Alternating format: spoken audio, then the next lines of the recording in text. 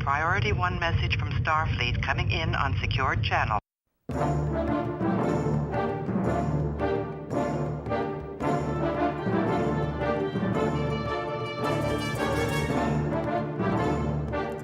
You are listening to the TrekRanks Podcast, a member of the Tricorder Transmissions Podcast Network. This is episode 16, featuring the top 5 scenes in a Turbolift.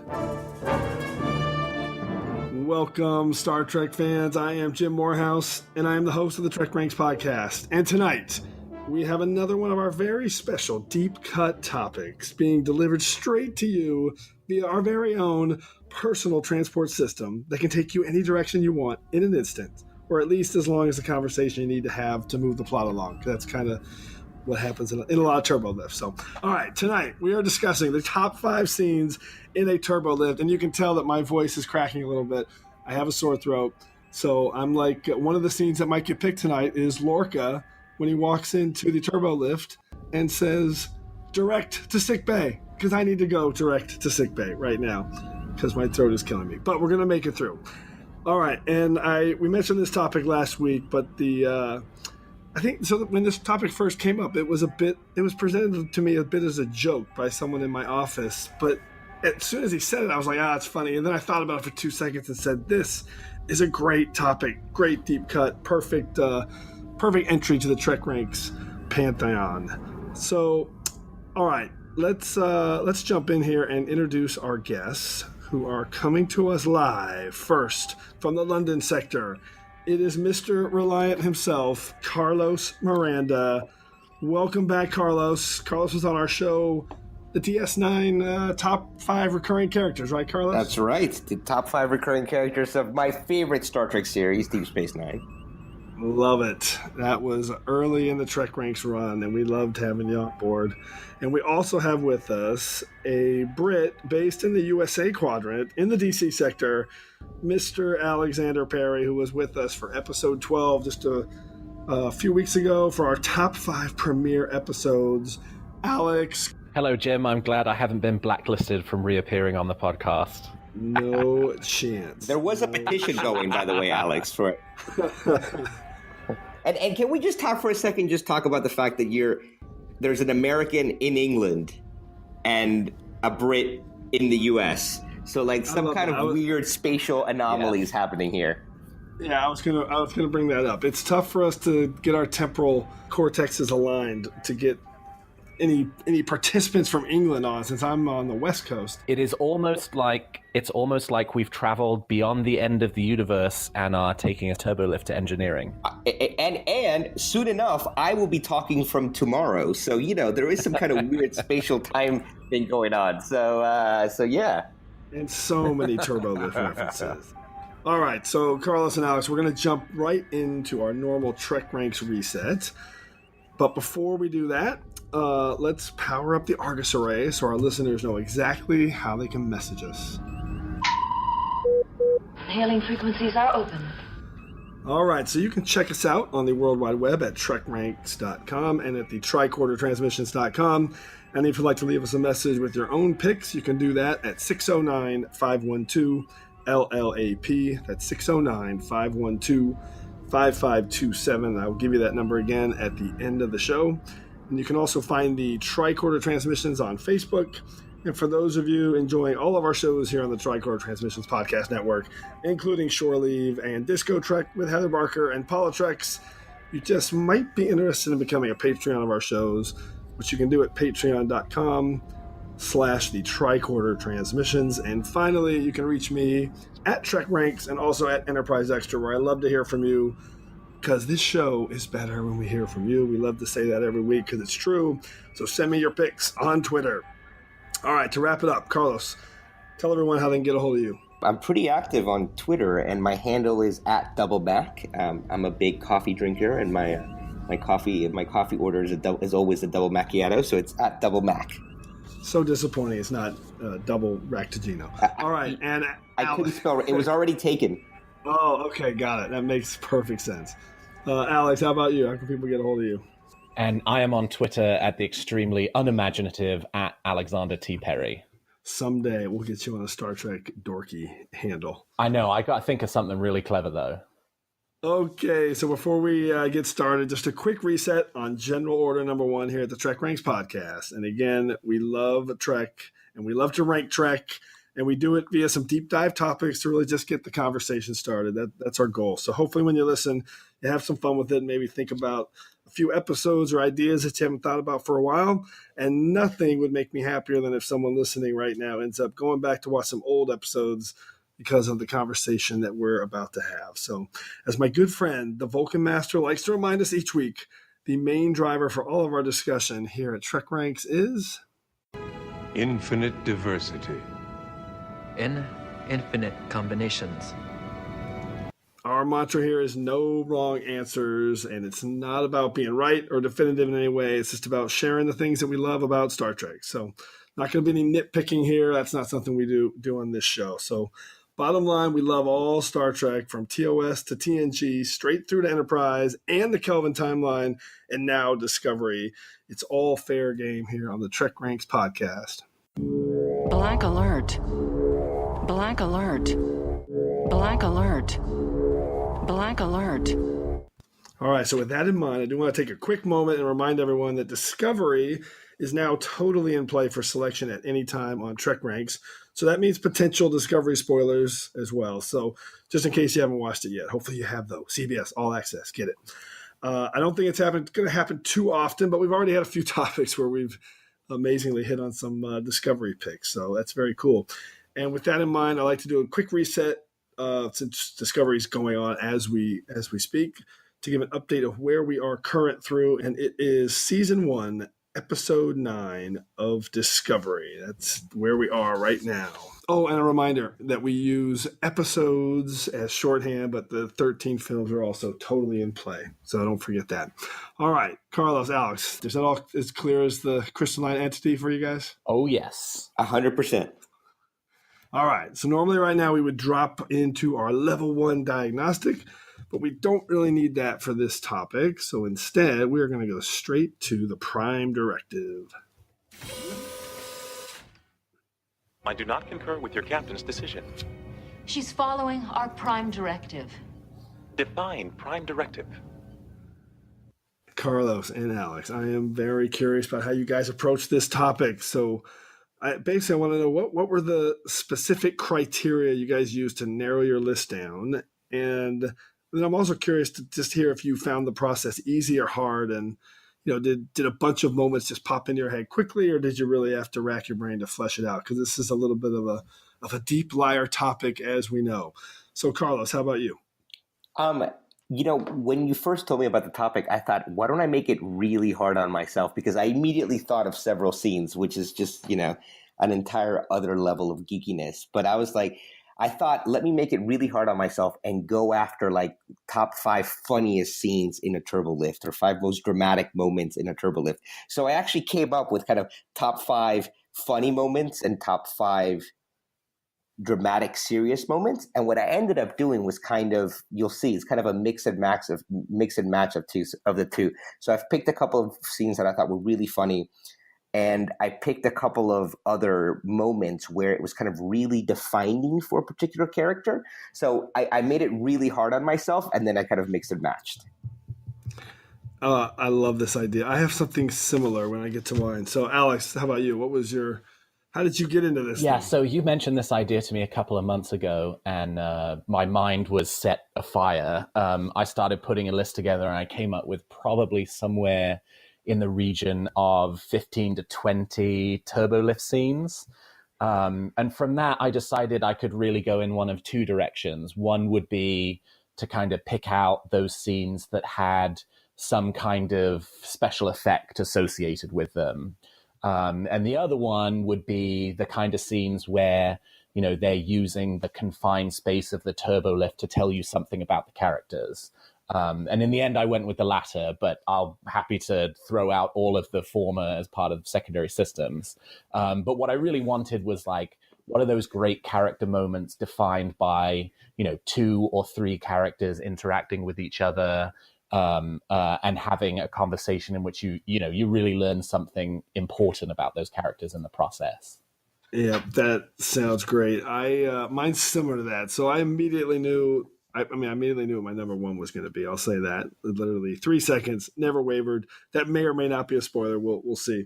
And then from there, I had a bunch of moments that just kept popping up as I was thinking about it. And before I knew it, I had a list of at least 20 deep, maybe 25. So having said that, I think it really wasn't that difficult for me to narrow my list down to 5. I mean, it wasn't easy, but I think compared to some of the other lists, I was able to narrow it down pretty good. And, I think the only criteria that I kind of found myself following was that I didn't really include any scenes where the turbolift was basically just used for the perfectly length conversation to carry the plot forward, which I mentioned earlier. So there's quite a few of those, but I was looking for the turbolift really being more the actual turbolift being a little more integral to the scene. So some of them are like that. Some of them are outliers as well. So I'm all over the place, but I think they're all big plot points. Well, Jim, just really quickly, you do mention that, and I was actually really thinking about this, and I was talking to my best friend Steven about this, who's a big Trekkie, that like it's amazing when you really, I had never really thought about this until you told about this topic, but like the turbolift is this device where it can be a second long, or it can just, the turbolift journey just takes as long as the writers need it to take. Right. That's kind of, and that's not to prejudge any picks that might fit into that criteria. No, not at all. But also a lot of great ones that fit that. But also like the device of like, I did a little bit of like, I Googled around and I didn't think about that. Whenever they shoot scenes in an elevator or in our case, a turbolift, like it's actually really cheap to shoot in an elevator or a turbolift, right? Because you don't need a lot of setup. So actually, when I read an article with Michael Piller where he talked about using the turbolift in both TNG and Deep Space Nine when they needed to save money, which I thought was actually really funny. I think I found the article on Memory Alpha. If you look up turbolift on Memory Alpha, it points to an interview with Michael Piller talking about like it's almost like a bottle show within the set is like a bottle show within a bottle show, which I thought was absolutely fascinating. I mean, I never thought of that, but that makes perfect sense. Of course, it would be cheaper and easier for them to shoot. And there's also one key exception to that, which is I tried really hard to find some for Enterprise, and I was pretty unsuccessful at it. And I think part of the reason is because, they know it's a small ship. It's only got 6 or 7 decks. So by necessity, you can't really have characters standing around in a turbolift for 10 minutes because it breaches on the absurd. Yeah, not to get into spoiler alert territory, but I had that same problem. And I thought the same thing, that the producers knew better than to try to fake that. So, all right, I feel like this episode is going to be awesome, and I definitely think there'll be some duplicate picks today. Maybe, we'll see. But if you do, you'll hear this sound. Love those defiant torpedoes. All right, so let's do this third Roboticon, and it's time for the order of things. I am a Jem'Hadar. He is a Vorta. It is the order of things. All right, third Roboticon, we appreciate that. And as we go through the order of things, just a quick reminder on how we do that. First, each of us will reveal our 5-word summary and a hashtag, which is our normal TrekRanks staple to kind of tease our pick. Then we'll reveal our episode title and then the specific turbolift scene that we're picking. And we'll talk through that. And at the end, we'll definitely go through some secondary systems for the picks that just missed our list. I have a ton of those, and I think Carlos and Alex do as well. So we're going to spend some time on that. All right, Carlos, let's start with you. What is your number 5 pick for scenes in a turbolift? All right, so my number 5 pick, my 5-word summary is the goddamn Spanish Inquisition. And the hashtag is it didn't need Eddie. So I wanted to include a scene from one of the movies, and immediately I thought of several that made my secondary systems pick. But really, I went back to the scene in Star Trek IV, The Voyage Home, where they have to go rescue Chekhov. And they find that Chekhov is being held at a higher floor of the hospital that they're in. So they go into an elevator. So it's not a turbolift, but it is an elevator. Alex, for you, that's a lift. So it's the scene where they're in the elevator and that there are two doctors in there talking about some procedure that or some lecture that they just went on. And Dr. McCoy's really, really annoyed at listening to them. And he just goes, he makes some grunt. And one of the junior doctors goes, "Do you have a different opinion, doctor?" And he just goes, "It sounds like the goddamn Spanish Inquisition in here." Yep. And Kirk just goes, "He's having a bad day." And I just think that scene is amazing. It's so funny. And the reason I picked the hashtag "it didn't need Eddie" was because originally, there was Eddie Murphy was supposed to be in Star Trek 4. And I was wondering what that was. Okay. Yeah. When you think about it, Eddie Murphy was on the rise at the time. He was signed with Paramount. And there are so many comedic, amazing scenes in The Voyage Home that actually really work, because I don't think Trek does comedy all that well all the times. But The Voyage Home works so, so well. And it just didn't need anything extra. All the things you could do from a comedic standpoint, our regular cast of characters and actors could do. So I just love that scene. I also love the fact that that entire sequence, it kind of starts in an elevator and it ends in an elevator when the cops are chasing them. And then there's that great cutaway shot of the cops with their guns as the door opens. And the very next thing is you just see them being beamed out of the elevator to the park. So that's my number 5 pick. So our very first ever Turbolift pick is an elevator. That is hilarious and an awesome pick. And I love the mental jujitsu you did to get there, because that is a great pick to include. It's fantastic. Alex, what's your take? I think that's great. It's such a funny moment in such a funny movie. It's really great for the character of McCoy. It's a great moment. I think it's a fantastic pick. And we'll forgive the fact that it's not in a Turbolift. Oh, no forgiving needed. I love the clever thinking there. No judgments, so. Alex. Weren't you paying attention? I love it.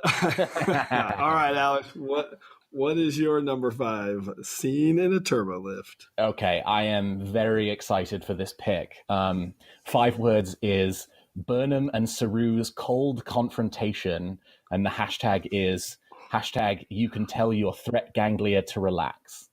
This is from season 1, episode 4, The Butcher's Knife Cares Not for the Lamb's Cry, when in the previous episode, Saru had been under the assumption that Burnham would return to the prison colony on the prison ship.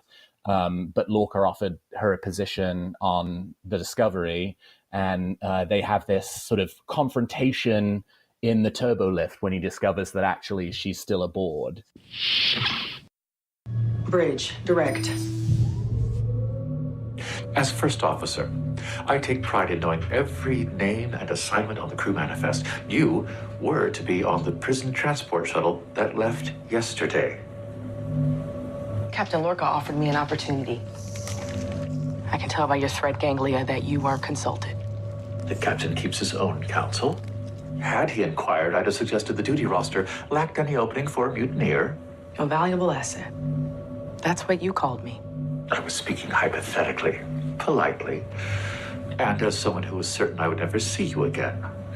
You can tell your threat ganglia to relax. I'm only here to help.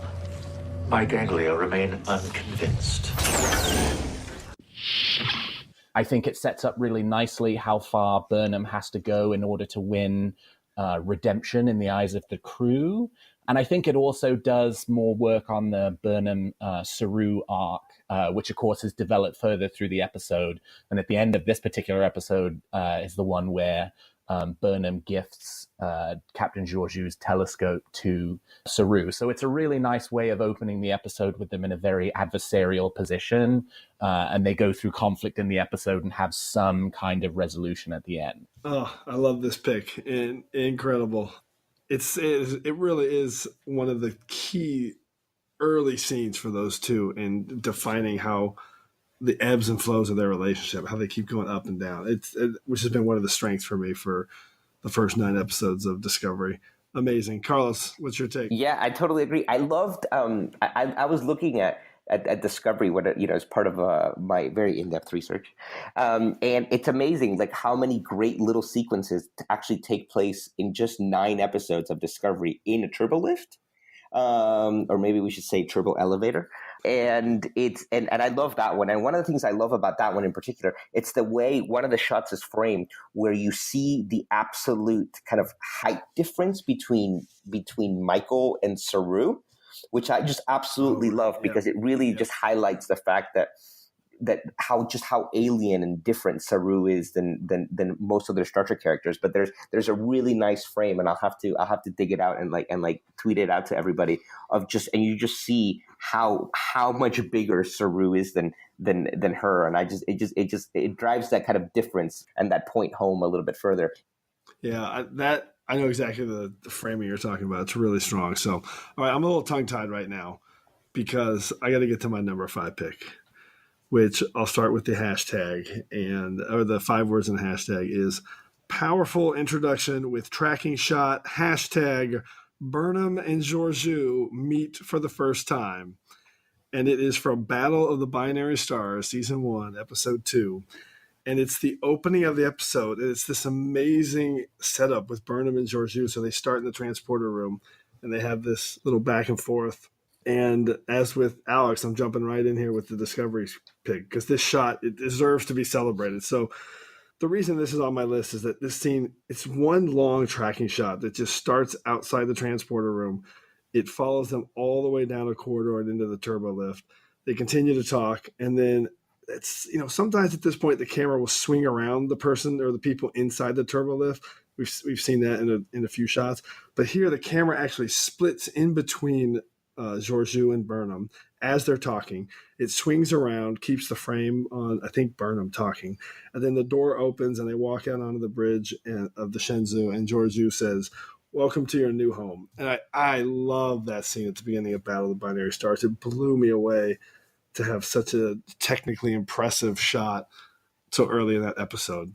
So I can't believe we have an elevator and 2 Discovery picks in the first round. Amazing. We're off to a great start. Do you guys remember that scene? I do, and I love it.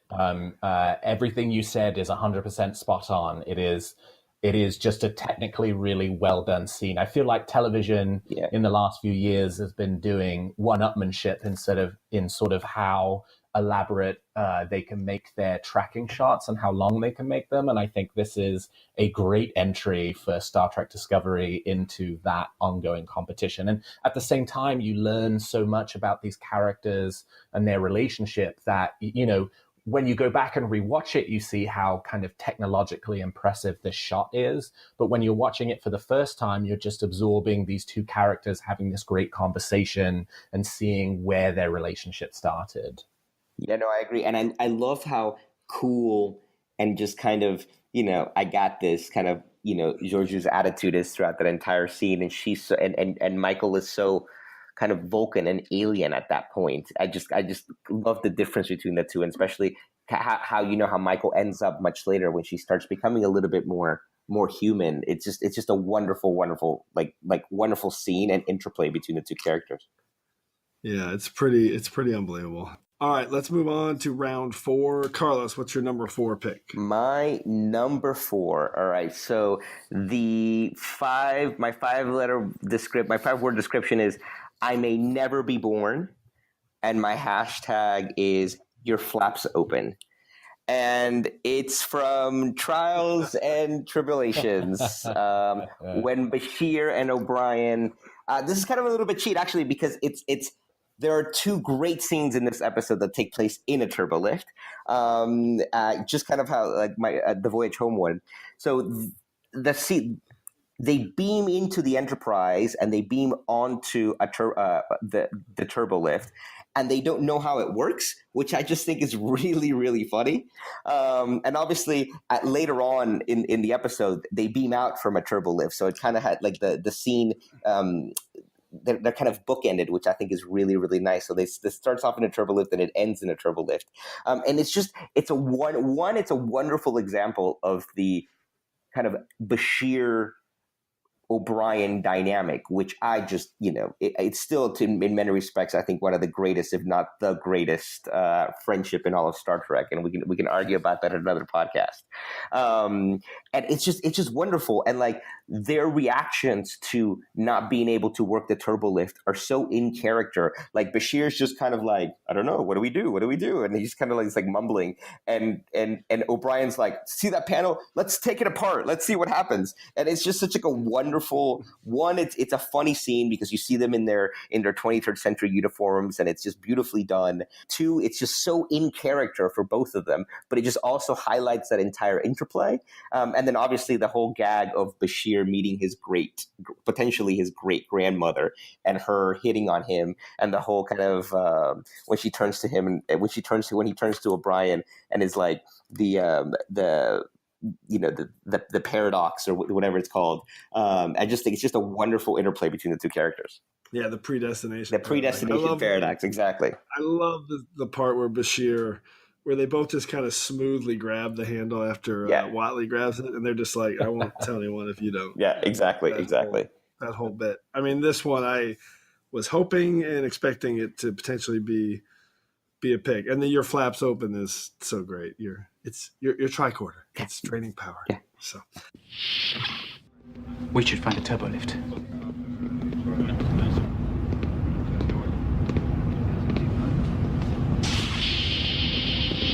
Hello again.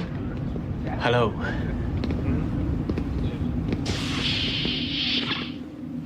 Take 10. Your flaps open. Excuse me? On your tricorder, you're draining power. Oh. Thank you. He's always doing that. You're a doctor? Yes. I just transferred here from the Lexington last week. Well, welcome aboard. I'm coming into sick bay tomorrow for my physical.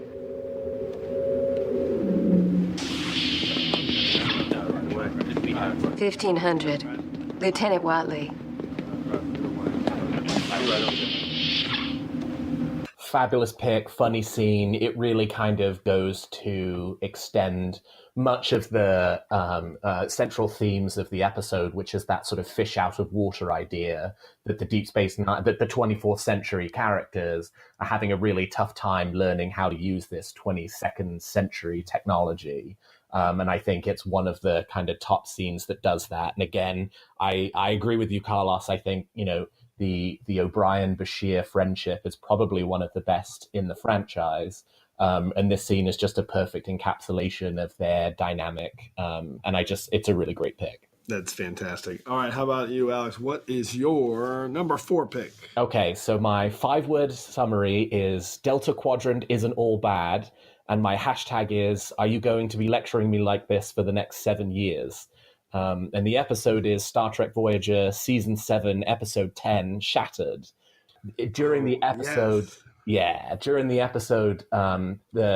ship encounters a temporal anomaly and is fractured into different time zones. And Chakotay from Season 7 teams up with Janeway from Before Caretaker to help put the ship back together and make it all right.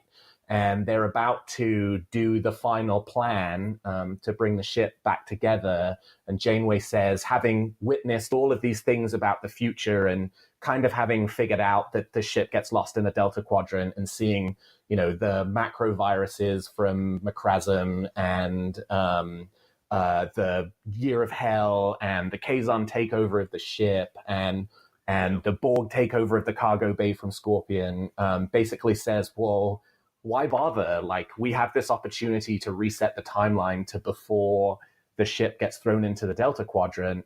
Why don't we just do that and avoid all of this? And Chakotay basically talks her out of it by saying, yes, you've seen all of the really bad things that can and have happened on this journey, but you're also kind of missing all of the great things that have happened. The, children who have grown up on the ship, the relationships that have been developed, the fact that these two crews have learned to come together and work together, and that while, on the face of it, it might look like the ship has suffered all these challenges, it actually, was worth it in the long run, and you shouldn't just arbitrarily wipe all of that out.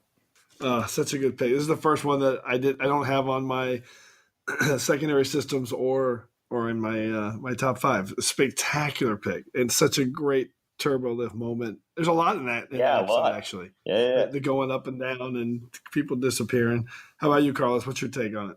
I actually really like that episode. But one of the things I love most about that episode is Seska. Anytime you can bring Seska back, I'm on board, like 100%. And I have a kind of this love-hate relationship with Voyager, and I think Alex, you and I have talked about this in the past. But I do think that Seska was an amazing character. And anytime, any excuse, whether it's like, oh, let's bring her back as a holodeck, like in the holodeck, or time travel, it's just I'm on board every single time. And I think this is it's a great episode. And actually, I think you could probably have picked. I saw that episode not that long ago, actually. But you think you probably have picked several scenes from that episode. I think a lot of it takes place in a Turbolift, right? Yeah, it's pretty amazing. All right, that is a great pick. All right, I'm going to move on to my number 4 pick, which it's a little bit of a cheat. Not really, because it happens in a Turbolift, but it's also a little bit right outside of Turbolift. So my five words and a hashtag, 5-word summary and a hashtag is open hand jab to the face, hashtag Kirk gets jumped. And it is the scene from Mirror Mirror where I love this scene. It's actually really amazing, the production on this. So Kirk is heading down the Turbolift, and Chekhov has just happened to join him for no reason at all, not fishy at all. And the doors open, and bam, Kirk gets literally a jab to the face. And if you watch the production on this, I don't know how they did it other than I guess he spit out a little blood, because he walks out, he's fine. You see the hand jab, and then he's got this blood dripping down from his face, and it's really perfect execution. And it really feels like the guy just got punched in the face.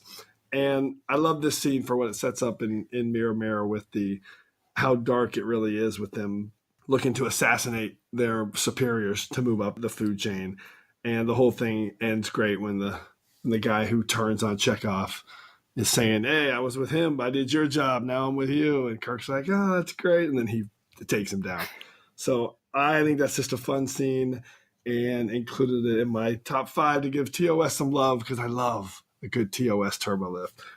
The thing I really like about this one is it's one of, we take it for granted now with these Mirror Universe episodes that, oh yes, of course everybody's evil, and of course they all behave really badly, and the characters might kind of bumble into this situation going, oh, I'm not really sure what to expect here, and be surprised by how everybody's trying to stab them in the back. But this was the first time you were watching this and learning with the characters as well, and it makes it even more of a shocking moment, because like when it comes up in crossover and the DS9 Mirror Universe episodes, you're just like, oh yeah, of course he's going to get punched in the face. But in this one, we really go into it just as naive as the characters do, and I think it just makes it all the more of a powerful moment.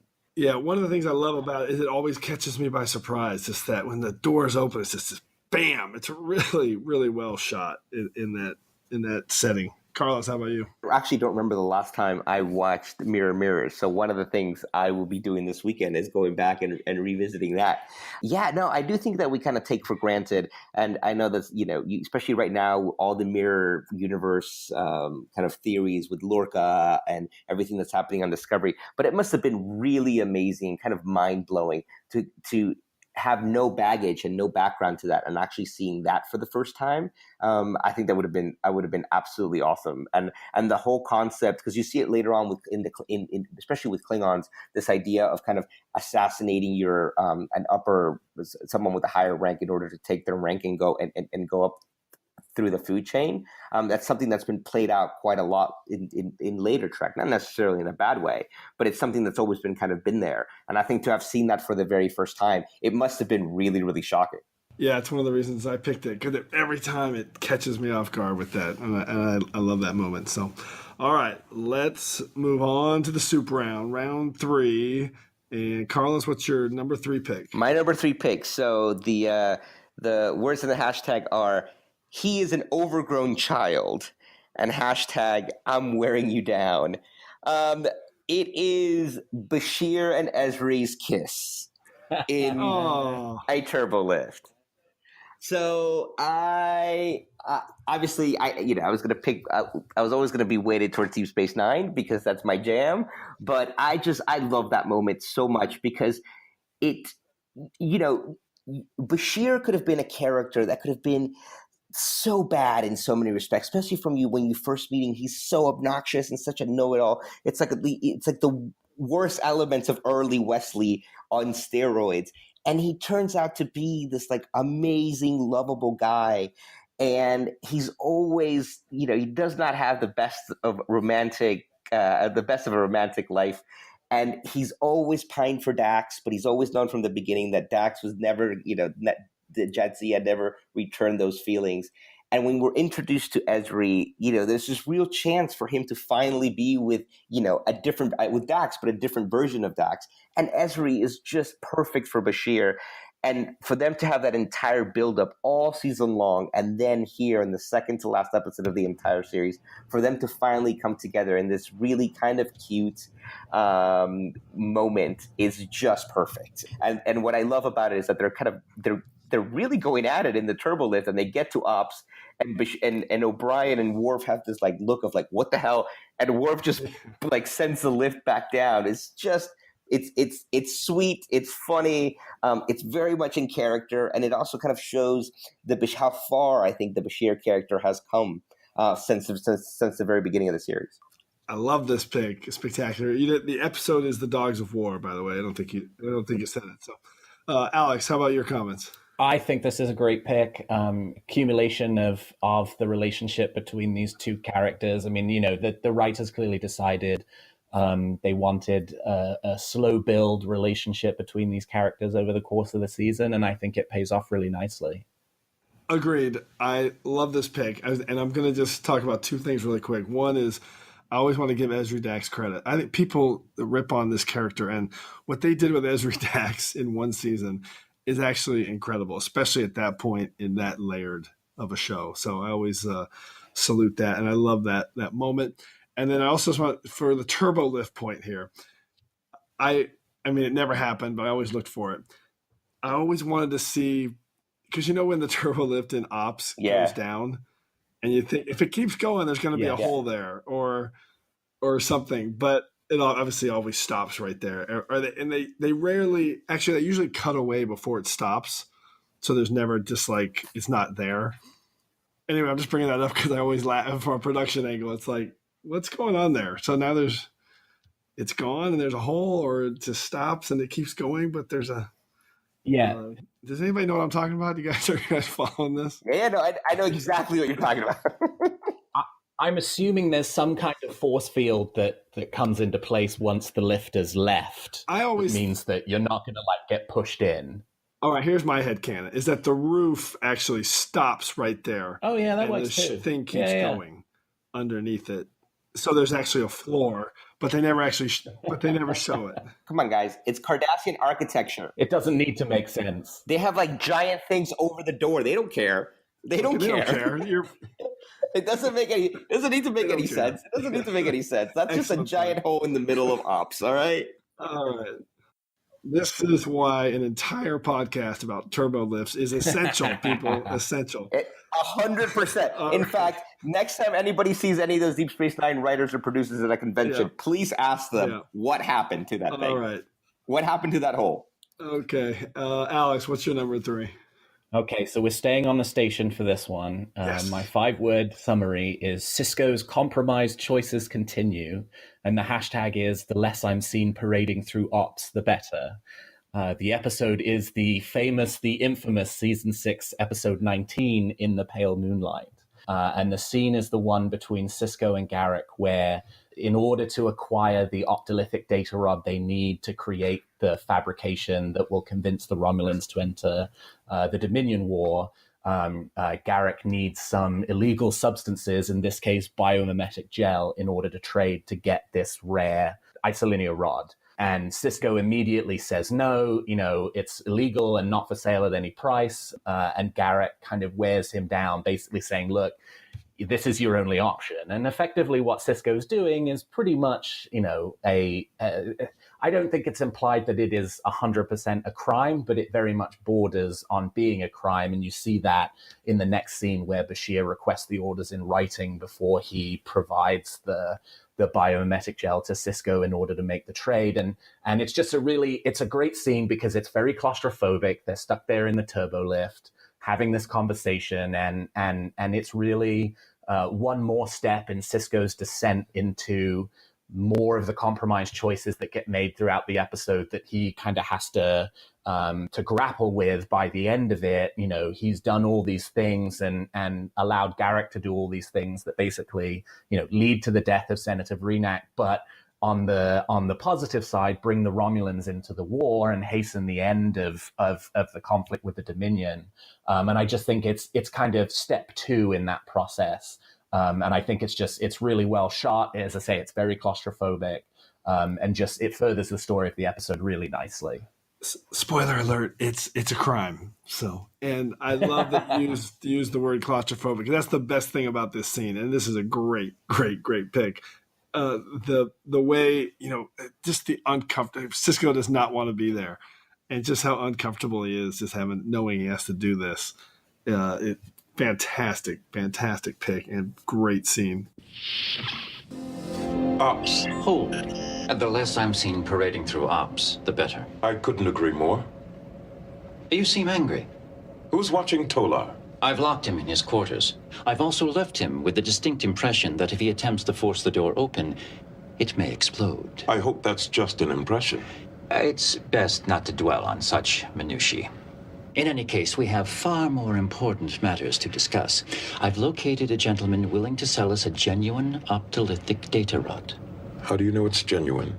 I trust the source, but rest assured, I will confirm the rod's authenticity before I make payment, which brings me to you. How much does he want? I'm afraid he's not interested in latinum. The gentleman in question has requested to be compensated with 200 liters of biomimetic gel. What?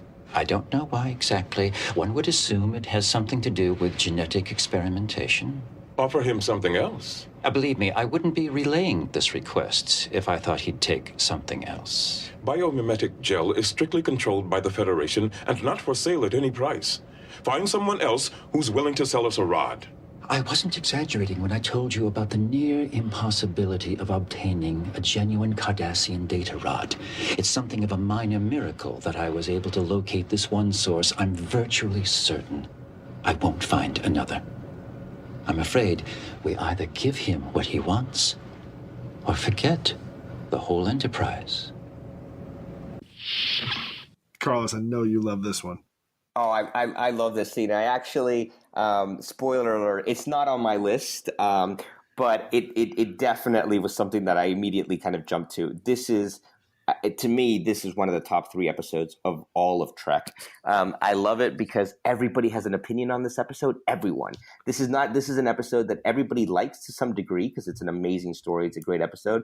But like, you know, I've talked about this episode over the years. God knows how many hours I've spent talking about this episode. And like, would you do what Captain Sisko did for the greater good? You know, the needs of the many type situation. And it's an amazing pick. It's an amazing episode. And I think you hit on something that happens in that scene. Is that it's very rare that you see Captain Sisko uncomfortable, right?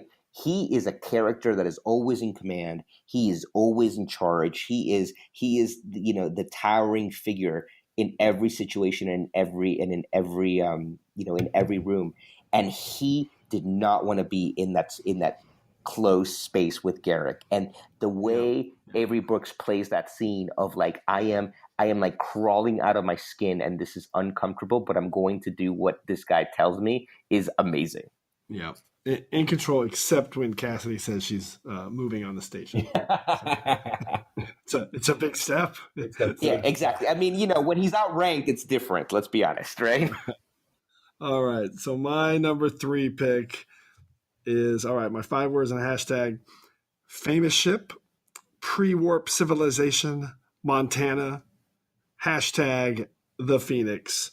And it is Year of Hell, Season 4, episodes 8 and 9.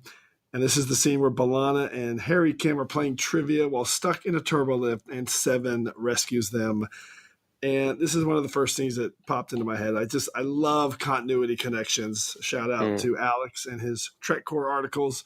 I love them. And this episode contains, for me, one of the best in Trek history with this. So Year of Hell came out I guess it was about a year after Star Trek First Contact. And so for Brandon Braga, who wrote this episode and First Contact, to sneak that reference in to this episode, it's just so awesome. I love it. And I mean, they're already playing with time in the episode. And of course, First Contact is a huge time travel episode. And I love this moment. It's way too clever. And I also love 20 Questions. So it's one of my favorite Q&A trivia games. So I'm always up for a game of Species, Starship, or Anomaly. Go ahead and ask your stupid question. Before I pass out, you don't have anybody to play with. Okay. It's a famous ship. Pre-warp civilization. Montana, second stage, had chemical engine. Another clue. Vulcans, Earth, First Contact. Oh, right. Is that from Cochrane's ship? What was it called? God, it's on the tip of my tongue. Oh!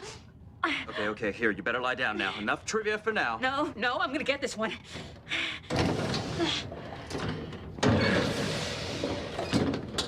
Lieutenant, Ensign. It's about time. What happened to the turbolift? During the last attack, 19 main power relays were severed. The entire turbolift system is non-operational. Get me to the Jeffrey Strip network on deck 11. The EPS manifold must have taken a hit, too.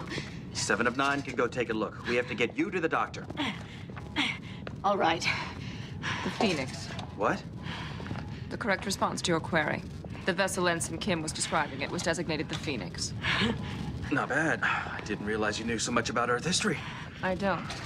But the Borg were present during those events. Really? It's a complicated story. Perhaps another time. I think so.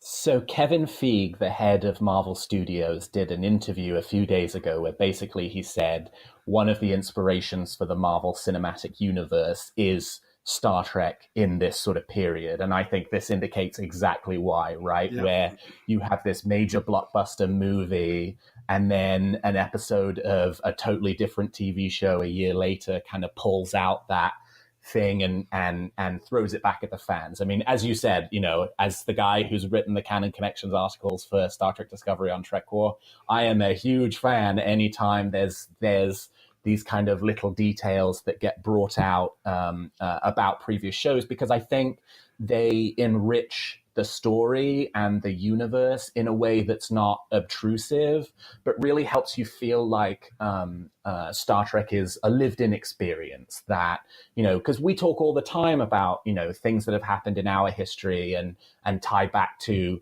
know, popular culture or historical events. And so, you know, to be able to have that and have it tie back to things that we've seen before just really enriches your experience as a Star Trek fan. And not just the shout out to Star Trek First Contact, but also the shout out to Parisi Squares, the sport that we are forever hearing about but never seeing. It's just a really nice little scene. And the Klingon who apparently strangled a referee. Don't do that. I do not recommend that. So, Carlos.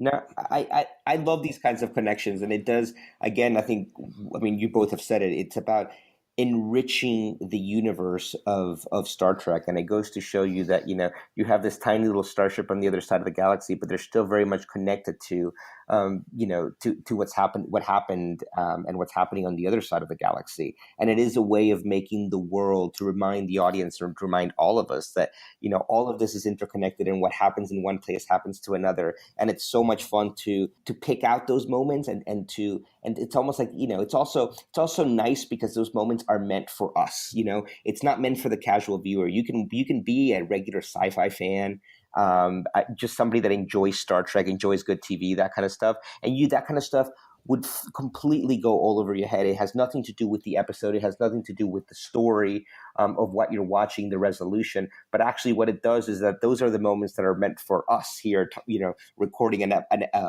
podcast 20 years after that episode or whatever it was. And I get a kick every single time I pick something like that out. And what's amazing is that, Alex, with your articles, there's always moments in continuity, no matter how much you know about Trek and no matter how much you love Star Trek, we're always learning of these new things that have been snuck into episodes that are 20, 30 years old. And I just absolutely love that. Yeah. And those articles are 100% team efforts. I mean, the Lewis Carroll references that tie back to the animated series, that was Aaron Harvey, who's at Geek Filter on Twitter, and Ken Riley from Tricorder has also been really helpful in helping me find some of those. So we cast the net far and wide to find as many of those details as we can. The bottle, the Scotch bottle, that blew my mind. Oh, that's all Ken.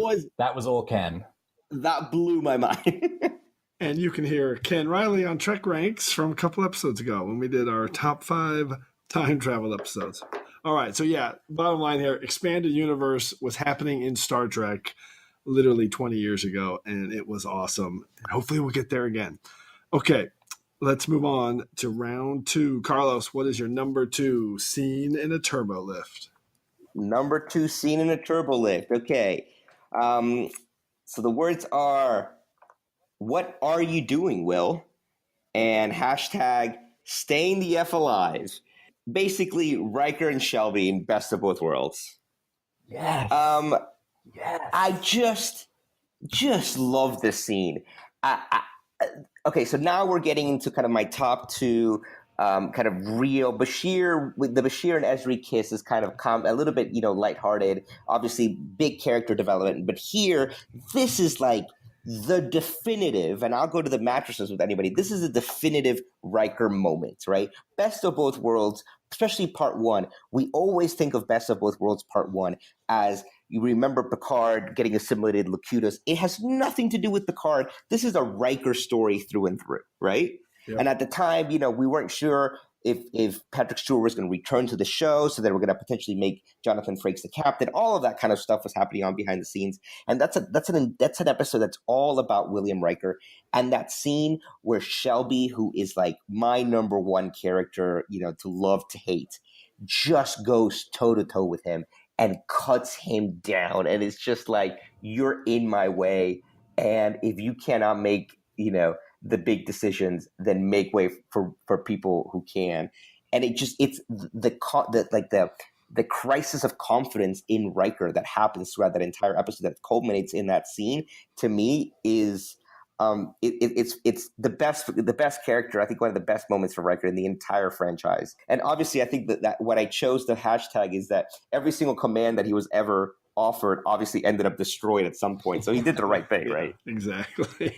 That's perfect. Yeah, this pick, I mean, come on. This scene is amazing, intense. I can't imagine we're not going to talk about it again before the show's over. So let's move on to Alex, your number 2 pick. What do you got? My number 2 pick. I'm embarrassed I didn't have the Riker Shelby one, but my number 2 pick is the 5-word summary is accustomed to sensory input patterns, and the hashtag is I am also fond of you, Commander. Oh. This is Star Trek: The Next Generation, Season 5, Episode 26, Time's Arrow, Part 1. I'm actually getting emotional. This is such a good pick. Yeah, it's so good. And this was one of 2 that came into my head immediately, and they're my top 2 picks because they were the ones that resonated with me the most, that I just thought that took place in a turbolift.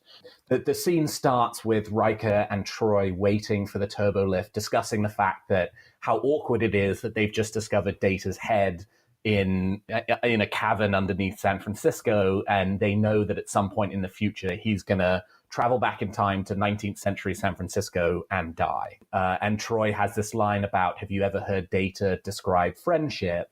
And it's about how, his neural pathways become accustomed to somebody's sensory input patterns and how that means that, he's used to that person. Therefore, he considers them to be his friend. And the turbolift doors open and who's there? Data. So they get on the turbolift and they're standing there really awkwardly, silently. And Data basically says, I've observed something weird that's going on. People seem to end their conversation whenever I come into the room. And Riker immediately denies it. And Troy says, no, that is actually true. And it's not very nice. And then Riker says, it's just that our sensory input patterns have become accustomed to, I can't remember the line exactly, but then, and Data kind of cocks his head, thinks for a moment. And then as the turbolift gets to its destination, the doors open and Data goes, I'm also fond of you, Commander, and walks out. Just a really perfect friendship moment between these characters. Another reminder that Data, while being so alien and not having any emotion, is really much more human than I think anybody on the show really gave him credit for up to that point. And just is this and because we're at the end of season 5, you have kind of the legacy of these characters' relationships having built up over a while, and them dealing with the fact that they now know that their friend is going to die at some point and they just don't know how to deal with that. And then on the flip side, having Data acknowledge their friendship and understand that concept and share it in return. It's a really heartwarming, emotionally fulfilling moment given the arcs of all these characters. I love this pick. It is so great. I hadn't thought of this one at all. It's not in my secondary systems, but it is such a spectacular moment. And it's so well written. It's so well acted. It's tonally perfect. And just thinking about it, it makes me think Time's Arrow is better than I think some people give it credit for. This scene is that good. There's so much great I love it. Character stuff in that episode. Yep, amazing. Have you ever heard Data define friendship? No.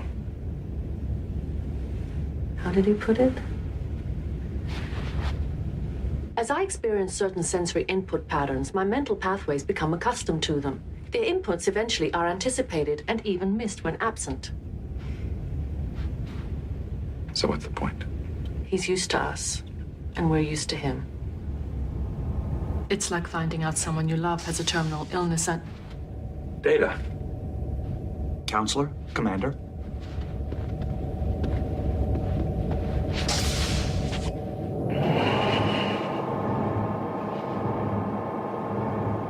Would either of you mind if I made a personal inquiry? Personal inquiry? No, go right ahead. I'm perceiving an apparent change in the way others behave toward me. For example, people abruptly end conversations when I appear, just as you did when the turbolift doors opened. Is that an accurate observation? Not at all. Yes. You're right, Data, and it's not a very nice thing to do. It's just that our mental pathways have become accustomed to your sensory input patterns. I understand. I am also fond of you, Commander. And you as well, Counselor. I completely agree. This didn't even register completely. And I think mainly because I don't think Time's Arrow is that good of an episode. I wonder what it ranks on TrekRanks. But yeah, it makes me want to go back and revisit that. And I know now that you've said it, I know exactly what you're talking about. And it is. And I do think that to a degree, with the exception of maybe Geordi and arguably maybe Troy, you could say that up to that point, especially Riker, they don't have much of a relationship with Data in terms of kind of those kind of small interpersonal one-on-one moments, and it's a really nice little lovely scene, and it is really well acted, especially from kind of the way Brent Spiner turns around and says that to Jonathan Frakes, which is just really nice. Yeah, and the way Deanna says, "No, you're right," and it's rude, and they have a real conversation. So good, great pick, Alex. And by the way, it's like number 70 or something like that. So right in the middle of the road. I actually don't. I like Time's Arrow. All right, moving on to my number 2 pick, which is 5 words and a hashtag. This one's an outlier. I don't think anyone's going to have this, but I love this scene, and it popped into my head right away. 5 words is big fan of Mannheim Effect. Hashtag, in fact, we are both of us. And the episode is We'll Always Have Paris from season 1 of TNG. Wow. So this is Picard, Riker, and Data when they bump into Picard, Riker, and Data in a Turbolift crossover. And first, let me just say, I actually think this is a little bit of an underrated episode overall. I mean, I got it in my notes. It ranks at 107 at TrekRanks, so not that high. But the time tricks in this episode are extremely well done. There's like 3 or 4 of them. And it definitely suffers from some season 1 issues. But, it's actually a pretty good episode. And my Turbolift scene is this amazing effect where Picard, Riker, and Data are going from sickbay to the bridge, and they walk into a Turbolift while they're having a conversation. The door closes, and they start to move the Turbolift. They continue their conversation. The door opens again, and they're standing outside in the same hallway, and they're having the same conversation. And it's all from the same camera angle. And so you can see all 6 of them standing there. And then they cut back to the outside of the Turbolift and continue the scene from the point of those 3 who started the scene at that point before they got on the Turbolift. And it's really tricky. It's really well done. Great production value, excellent direction and camera work. I love that moment, and I will defend it to the hilt. I think it's really extremely well done in an okay episode. Incidentally, Captain, the effects of the time distortions are now being felt in the Illicom system. Bridge. In the past decade, Mannheim has turned some vague theories into a practical application. Yes, but without his help, I'm not sure we'll be able to pose any intelligent questions, let alone come up with any solutions. Incidentally, Captain, the effects of the time distortions are now being felt in the Illicom system. It's us before we step into the Turbolift. It's happening again. I feel no disorientation, nor do I. What was that? I believe what could be termed as the Mannheim effect is becoming more pronounced. This is where we started. If we are us. Oh, we are us, sir. But they are also us. So indeed, we are both us. It's the switch in perspectives that I think really makes it. If the Turbolift doors had just opened and the 3 guys have been standing on the other side, and then they closed and we'd stayed with the 3 in the Turbolift, it wouldn't have been so mind blowing of a little sequence. But the fact that we then totally switched to the 3 standing outside of the Turbolift just kind of it throws the cards up in the air and just lets them land. Yeah, it's We'll Always Have Paris is I think it's the first kind of real character episode for Picard, and I think that's it's worthy for that reason. But that being the A plot with the B plot as the time shenanigans, I think there was some fun stuff in that episode, and that is the most fun part of it. Yeah, I totally agree. It does suffer from a couple, season 1-itis. Yes, that for sure. No argument there. But even that, I've actually gone back and revisited season 1 not that long ago. I didn't watch the whole thing, but I watched maybe about half of it, just here and there. And actually, I have a real soft spot for season 1 of TNG, and there are actually some amazing episodes in season 2.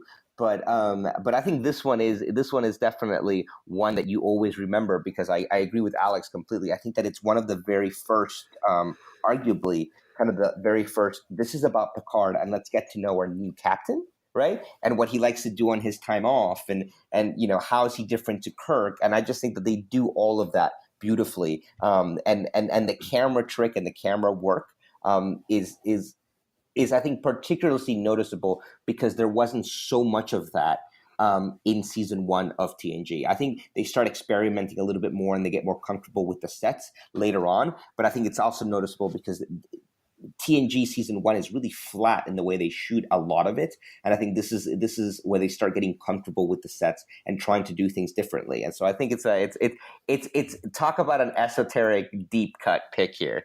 Yeah, it really is from that angle for sure. I did not expect anybody else to have this, but again, it jumped into my head right away. And Alex, you kind of mentioned it. The way the angle switch is the key. Yeah. There's actually a moment where they actually talk to each other, where the elevator they're saying, and the turbolift they're saying, "What's going on?" The others are like, "Are they us? Are we us?"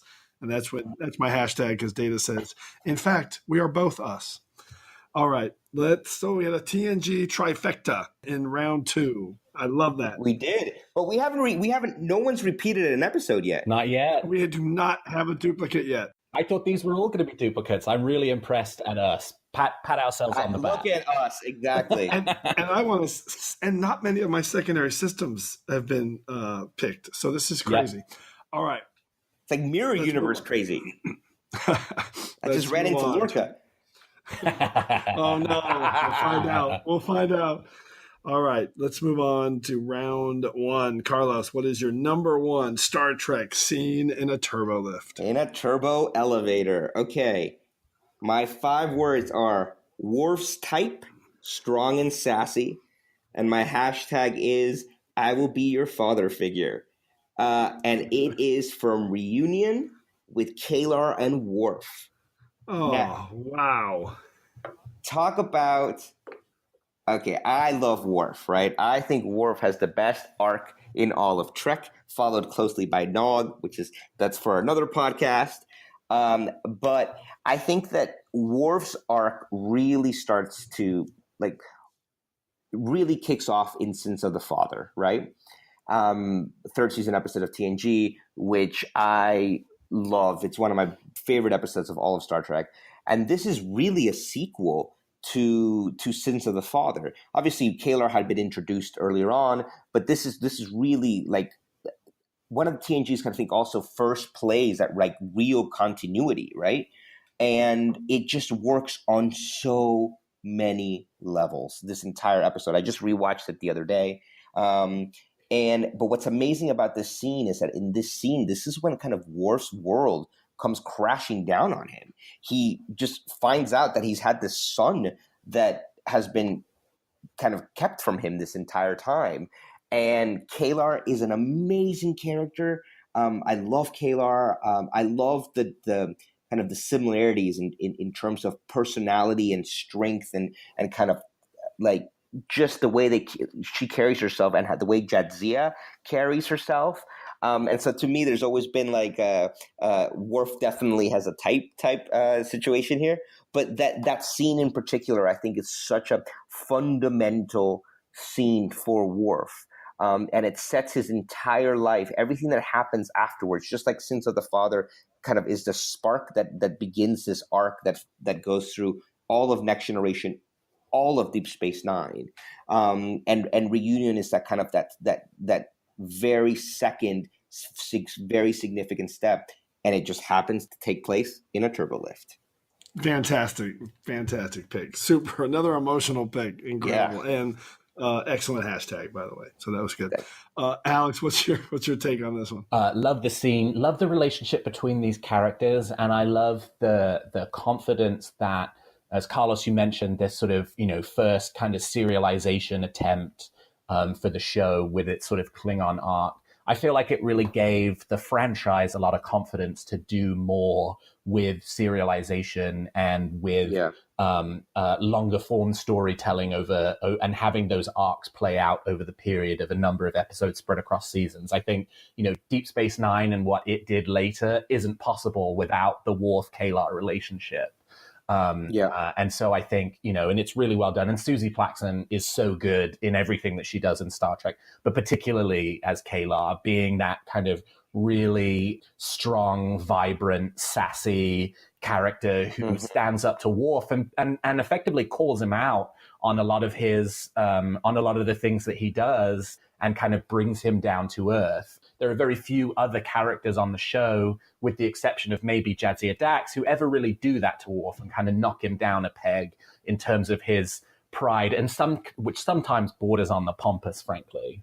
And Kalar does that really well, and I think it's so humanizing for Worf. And I think it's a really great scene. It really is. And the whole episode is amazing, and I'm still not over it, losing Kalar. Agreed. Oh God, still not over it. Yeah, spoiler alert. Jesus. I'll never get over it. All right, let's move on to the number one pick from Alex. Again, staying on the Enterprise D because I think they maybe did Turbolift scenes the best. But my 5-word summary is having a good laugh Q, and the hashtag is dreary man in a tedious job. This is Star Trek The Next Generation, Season 6, Episode 15, Tapestry.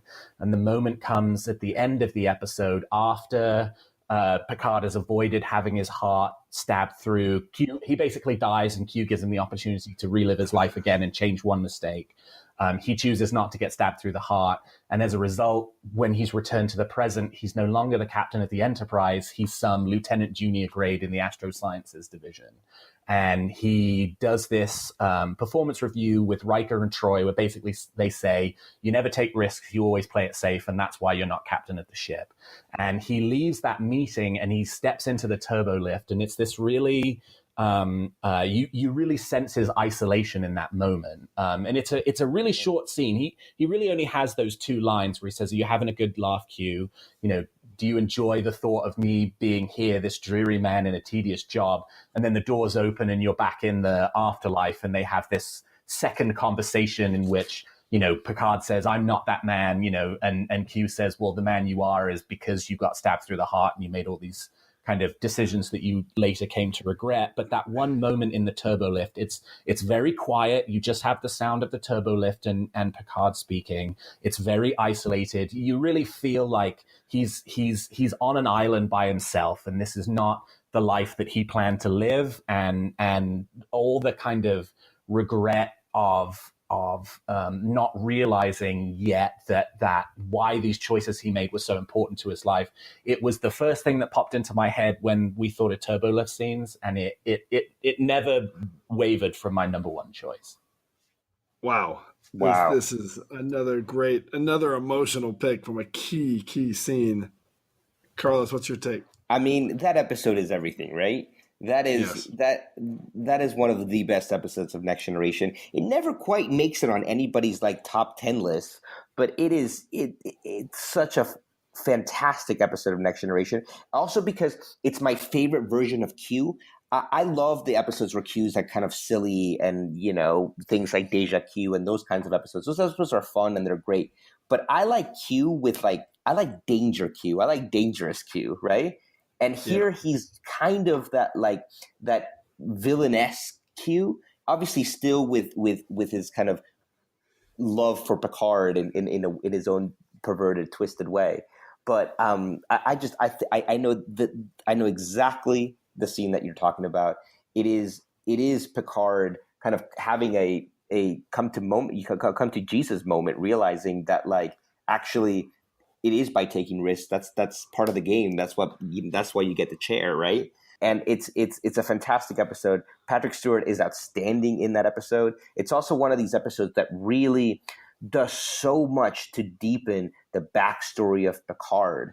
And those episodes are really rare. Episodes that just focus on Picard's kind of background and backstory. And the key moment for me, actually, for the whole episode, is just that sadness that comes over Picard when he realizes, oh, what have I done? Look at who I am now. This is like my worst nightmare. And that is where Patrick Stewart is so amazing. What an awesome pick, and not one that I'd thought of at all. It's amazing. So I thought that for sure, Alex, you would have had this pick as well. We have our only duplicate of the show. Oh. We are going to end the show with 6 straight TNG picks, so that's kind of amazing. And it is from Best of Both Worlds. My 5 words and a hashtag for my number one scene in a Turbolift is Riker lets Shelby have it, hashtag, and Shelby gives it right back. So it is Riker. I don't know who wins in this thing because it is just back and forth, and their Turbolift showdown is easily my number one. It's the first thing I thought of, and I never wavered. So that is amazing amazing, Alex, that you had Tapestry as your first without wavering as well. So for me, there's no really question. It just doesn't get any better. We're definitely gonna play the soundbite from this entire scene. In fact, we'll play it right now. Decade Battle Bridge. Halt. Commander, you and I need to have a conversation. You never ordered me not to discuss this with the captain. You disagree with me, fine. You need to take it to the captain, fine. Through me. You do an end run around me again, I'll snap you back so hard you'll think you're a first-year cadet again. May I speak frankly, sir? By all means. You're in my way. Really? How terrible for you. All you know how to do is play it safe. I suppose that's why someone like you sits in the shadow of a great man for as long as you have, passing up one command after another. Proceed to Deck 8. When it comes to this ship and this crew, you're damned right I play it safe. If you can't make the big decisions, Commander, I suggest you make room for someone who can. So when you hear that, it's just unbelievable tension and drama. And like Carlos, you said at the beginning of when you were talking about it, this is a Riker episode, everybody. It is a Riker episode. And you have to come to grips with, you don't really know what the right answers are in terms of what he's been facing. If he has made the right decisions for being the number 2, or if he's, if he's made the tapestry decisions, which is playing it safe. Mm-hmm. Who knows? And there's that great scene, great soundbite right at the end that you just heard that, when it comes to this ship and this crew, you're damn right I play it safe. And Shelby just says, if you can't make the big decisions, I suggest you make room for someone who can. Fade out. Amazing. Absolutely brilliant. And for me, one of the best scenes in Trek, let alone the best scenes in a Turbolift. And I think the best thing about it is that neither of them are wrong and both of them are right. Correct. They both have, good takes on it. And you can't really side with one or the other because they are both right about it. And so that dramatic tension that then escalates throughout that episode and into Best of Both Worlds Part 2, where Shelby becomes the first officer under Captain Riker, it sets up the relationship perfectly for a really good execution. And I am ashamed it was not on my top 5, nor my secondary. Oh, don't be, no. There's no shame. Your list is incredible, which we'll go through in a second. But all right, Carlos, any last comments on Best of Both Worlds? Yeah, no. I mean, it's amazing to me that like Riker in that scene, you think of Captain Kirk saying things like "risk is part of the game," or you want to sit in that chair, and when season 1 started, Riker in many respects is kind of like Kirk 2.0, right? And by the time here he is 2 years later and he's matured and he's like thinking of the Enterprise as his family and not something that you take risk with, it's a great little mini arc that you don't really think about, where he starts at the beginning of Encounter at Farmport and where he is at this point. And I think that they are, to Alex's point, they are both right. And Shelby is Riker 2 years later, and I know 2 years earlier, and Riker mentions that, right? And I think part of the animosity is that he sees the ambition and he understands it, and it kind of scares him because he was her, right? And it's just a fantastic scene. Yep, no doubt, it's amazing, and so are all these picks. All right, so let's do some secondary systems. We don't have time to run through them all because there are way too many. I thought I'd have to cut some of mine out because they would have already been picked, but literally none of them have. Almost, I think maybe one was on my secondary systems. So, Carlos, run through a few of yours. What was just off of your list? I only have 2 secondary systems, and I have to say now I'm embarrassed to say that they're both picked. One was obviously In the Pale Moonlight.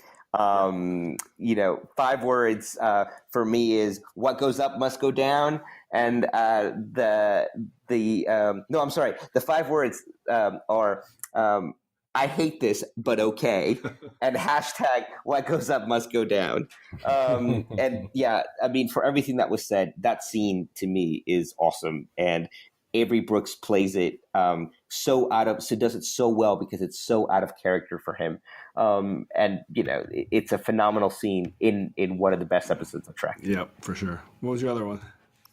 And my other one was Battle. My one Discovery pick was Battle of the Binary Stars with 5 words: "Welcome to your new home." Hashtag cool under pressure. Oh, that's so cool. I'm glad you had that too. Yeah, so those were my two. So I was actually, the moment they said it, I was like, oh, good. It looks like we're not going to repeat any of the primary ones, but secondaries we did. That's amazing. That's amazing. All right, Alex, how about you? All right, I had a long list, but I'm going to call out three.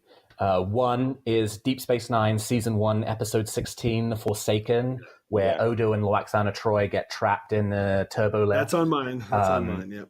Yeah, and Loaxana takes off her wig as a way of basically telling Odo that she doesn't like to be ordinary and, he shouldn't worry about being different, especially not around her. Given everything we'd seen about the flamboyant Loaxana throughout the Next Generation of Deep Space Nine, such a poignant scene for being a Season 1 episode of a show. The second pick is Star Trek The Next Generation, Season 4, Episode 12, The Wounded. There's a scene where Miles O'Brien and the Gulmaset 2 adjutants are in the turbo lift together, and they basically say, do you want to go and get a drink? And O'Brien basically tells him, get lost, because he has all this pent-up rage against the Cardassians over Setlik 3. He says, who I choose to spend my free time with, that's my business. If the captain orders me to do this for you, I'll do it, but I'm not going to spend my free time with you. And then later in the episode, he does end up having a drink with one of the Cardassians, right. and that kind of sets up a story that plays through the whole of Deep Space Nine.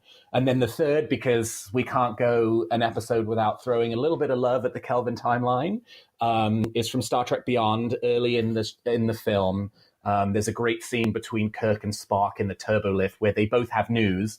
Kirk's applied to be a vice admiral, and Spock learns that Ambassador Spock has died. And they don't really say very much to each other, other than, I think we should probably talk soon. The scene is so heavy on subtext, but the nice line at the end is Kirk turns to Spock and he goes, we make a good team, don't you think? And to that, I resoundingly answer, yes. Yes. That's a great one, too. That is amazing. I thought you might pick The Wounded, so that's that's good you had it on your secondary systems, because that's another amazing scene that is worthy of any list. Amazing. All right, I got a lot. I'm going to run through them really quick because I can't cut them. I can't not mention them. So I love Contagion. It's one of my favorite episodes. And I love Destroy the Probe, sir. Destroy the Probe when Geordi's doing his ride up there. It's fantastic. I love the Behind the Lines where Kira's daily turbo lift rides, where she's realizing I'm in a turbo lift with a bunch of Jem'Hadar. What the hell am I doing? Working behind the scenes when Hardys have taken over the station. Also, Crossfire with Odo's mistake when he's watching Shakar, but he's distracted because he's in love with Kira. I've also got Lower Decks. There's this really short scene, and it's I thought of this one early, but I didn't include it, where Picard and Sito, when he says, "You're with me, Ensign," and they get in the turbo lift, and it's just one line, and he says, "Are you a certified pilot, Ensign?" And she's like, "Yes." And it's just like, it just sets up the whole sadness of the entire episode. Terrible. And then Into Darkness, I love the Kirk and Uhura when Kirk says, "Are you two fighting? What is that even like?" Brilliant. And I'm going to give two special shout outs. One to Star Trek Beyond, because the turbo lift turned into an escape pod. I love that when the ship's getting beat up. And just because I love Voyager's Rise, and you picked an elevator, Carlos, I am going to pick an orbital tether. It's basically just a big outdoor turbo lift. Well, I'm also surprised that nobody picked. I did think about this earlier on. I totally forgot to include this, but I love the scene in Star Trek 2 with Saavik and Kirk, and then McCoy's like, and he uses the word elevator, I think, and he's like, "Who's been holding up the damn elevator?" I forgot about that. So that came up in the end of our last show.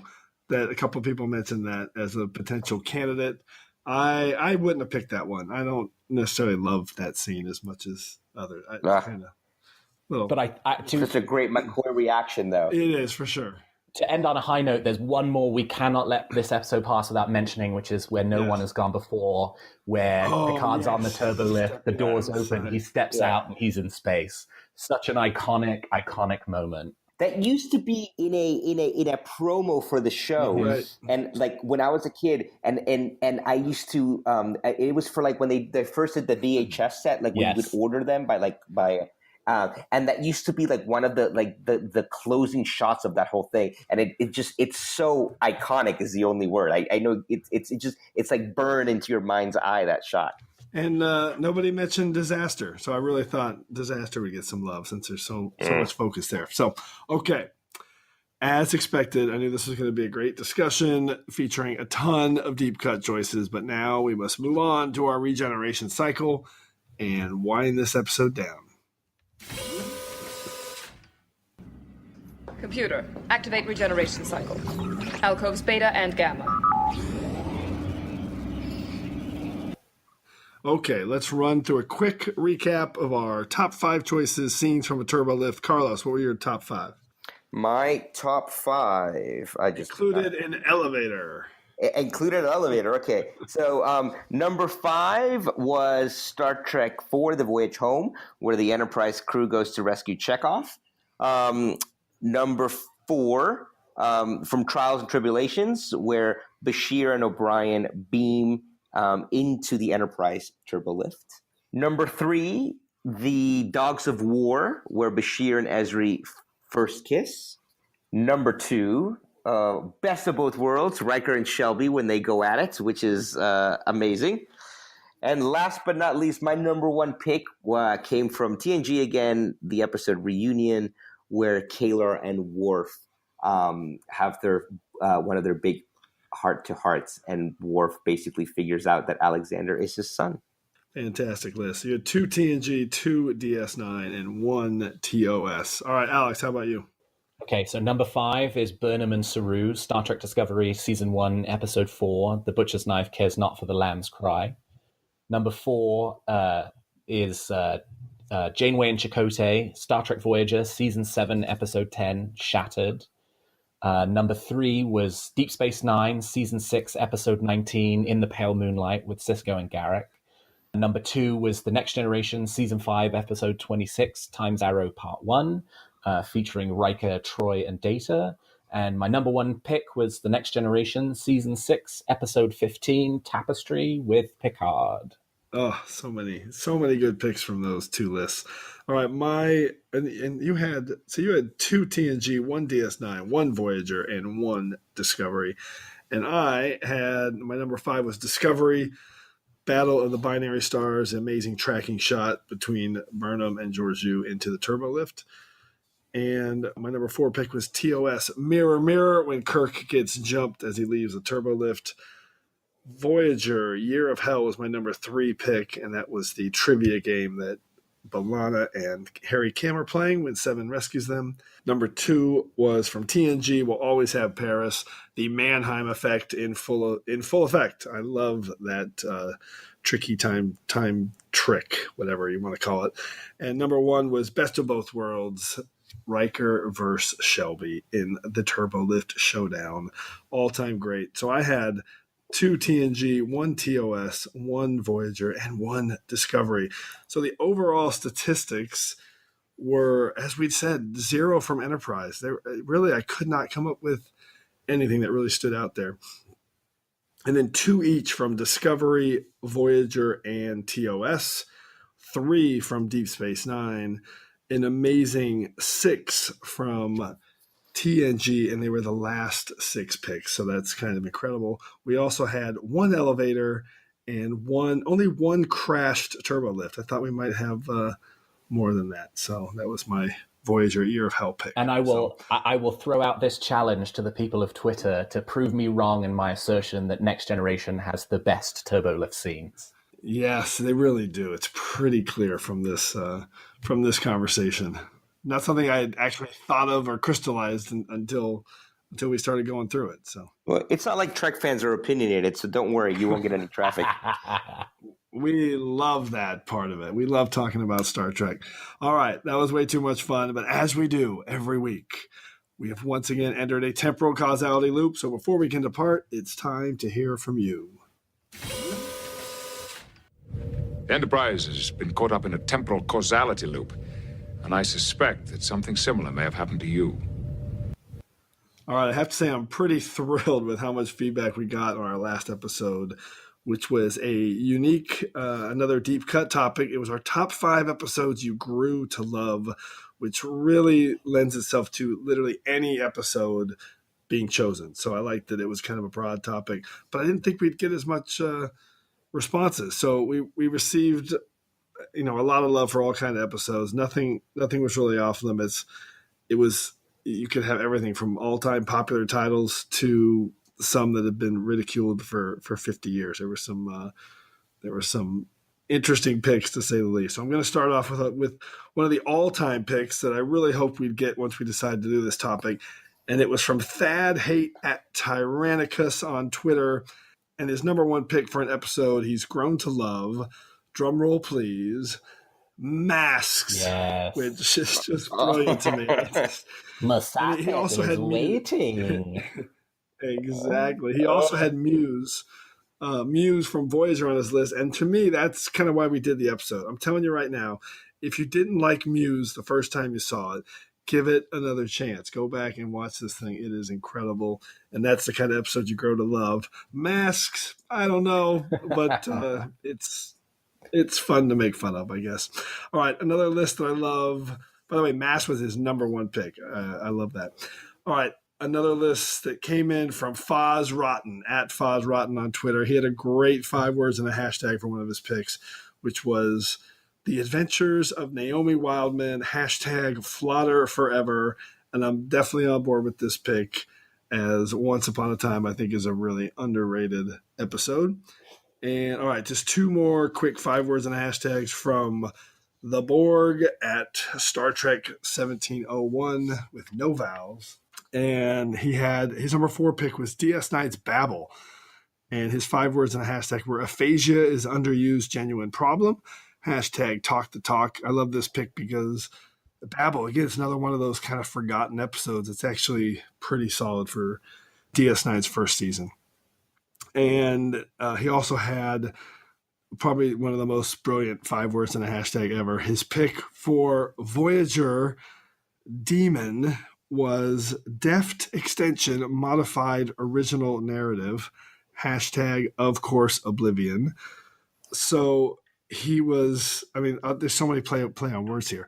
First of all, he's acknowledging that Demon is better as a better episode once you've seen Course Oblivion, which is totally true.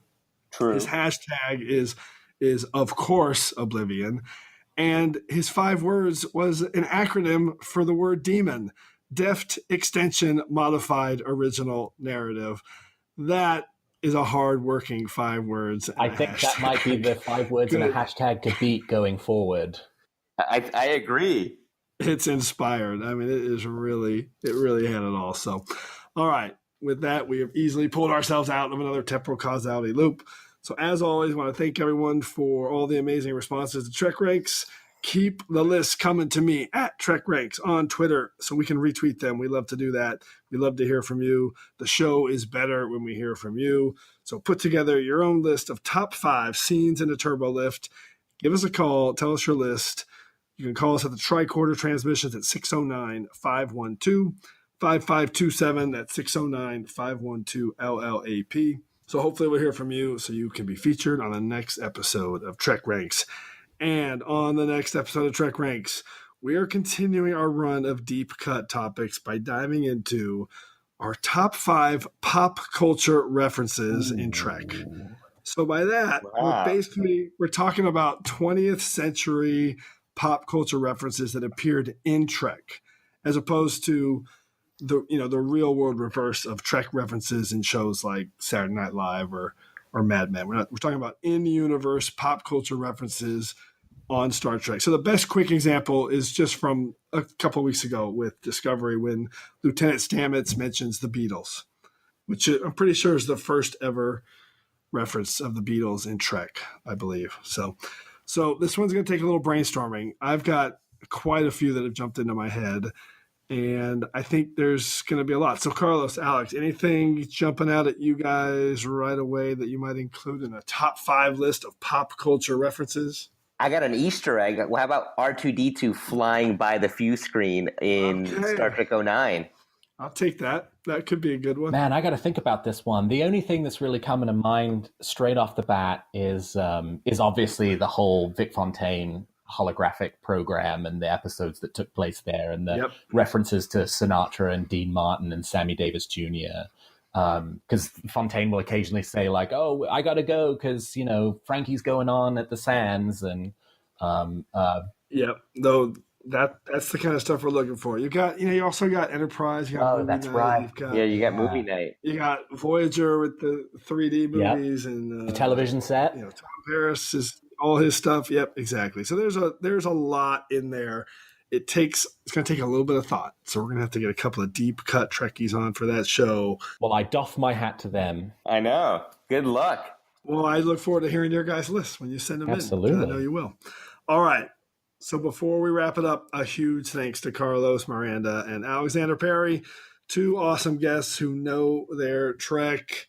Thanks, guys. We needed some serious deep cut Trekkies for this topic too. So awesome job. Appreciate it. Thank you very much for having me on. I enjoyed it as always. Can't wait to do it again. Yeah, thank you, Jim. This was a lot of fun. When you mentioned this a couple of months ago, I was like, oh my God, top 5 Turbolift episodes. I have to be on that episode of Trek Ranks, and I appreciate you making the time for me. Yeah, I put you on hold to make sure that we'd save a spot for you because this is a good one for sure. All right, and Carlos, you'll be on again, buddy. All right. Thank you very much. Look forward to it.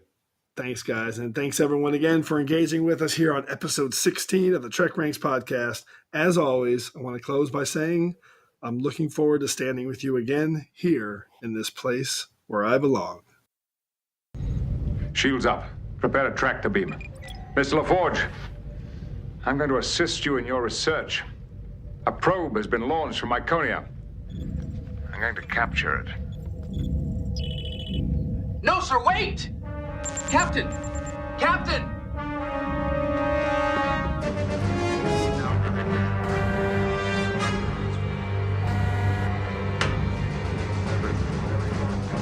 Coming through!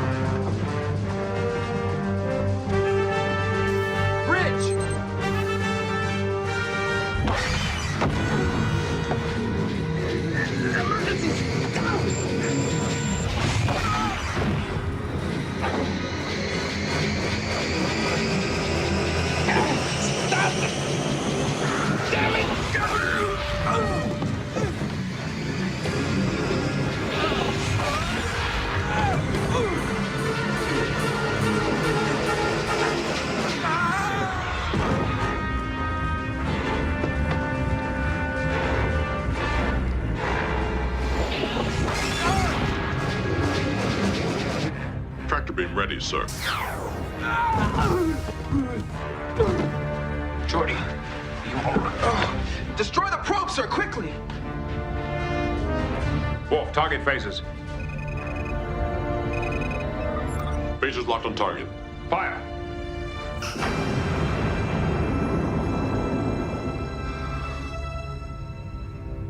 Welcome to the bridge, Mr. LaForge. Hi there, thanks again for listening. If you're cruising the galaxy looking for even more Trek talk, why not visit our good friends Bill and Dan over at TrekGeeks.com? They've got a great podcast that covers a wide range of Star Trek topics, so you're sure to find something you'll love. And if you're in the mood for some awesome tunes, then you really need to head over to 5yearmission.net. The guys are writing a song for every episode of the original series, and each one is absolutely brilliant. So that's TrekGeeks.com and 5yearmission.net. Check them out today.